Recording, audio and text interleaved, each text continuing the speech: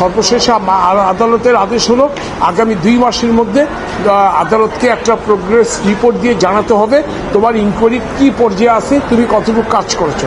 বিষয়টি আমরা আদালতের আদেশ কমিশনকে অবহিত করেছি।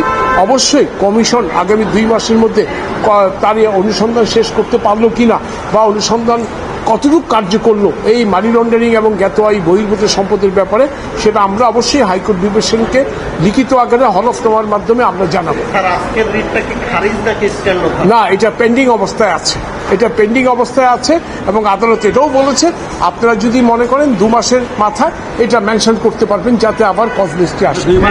এই ধরনের একটা এলিগেশন নিয়ে এসে আমাদের বিজ্ঞ একজন আইনজীবী হাইকোর্ট ডিভিশনে একটি রিট দায়ের করলেন, যেটা আজকে শুনানি হয়েছে। রাষ্ট্র বেনজির আহমেদের আইনজীবী এবং যিনি আসছেন পাবলিক ইন্টারেস্ট লিটিগেশন শুনানি আমাদেরকে সহ, সেখানে কোর্ট আমাদেরকে জিজ্ঞেস করেছে আপনারা কি করেছেন।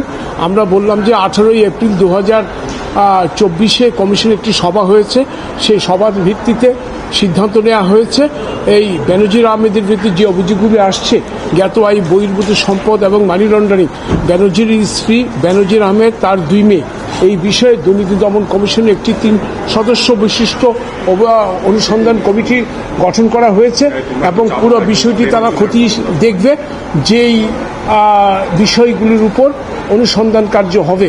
আমাদের টার্মস অফ রেফারেন্স কি আমরা অনুসন্ধান করব, মানি লন্ডারিং, জ্ঞাত আয় বহির্ভূত সম্পদ, ক্ষমতার অপব্যবহার, সবকিছুই কিন্তু আমাদের অফিস নোটে অফিস রিপোর্টে বলা আছে এবং সেইটার 2 কপি আমি মাননীয় আদালতকে দিয়েছি। মাননীয় আদালত এটা বলেছেন, এটা দেখেছেন এবং অ্যাপ্রিসিয়েট করছেন। সর্বশেষে আদালতের আদেশ হলো আগামী 2 মাসের মধ্যে আদালতকে একটা প্রোগ্রেস রিপোর্ট দিয়ে জানাতে হবে তোমার ইনকোয়ারি কি পর্যায়ে আছে, তুমি কতটুকু কাজ করেছো। বিষয়টি আমরা আদালতের আদেশ কমিশনকে অবহিত করেছি।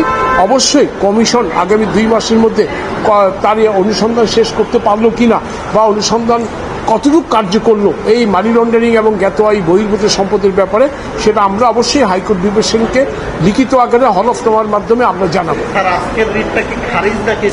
না, এটা পেন্ডিং অবস্থায় আছে, এটা পেন্ডিং অবস্থায় আছে এবং আদালত এটাও বলেছে আপনারা যদি মনে করেন 2 মাসের মাথায় এটা মেনশন করতে পারবেন যাতে আবার কজ লিস্টে আসে।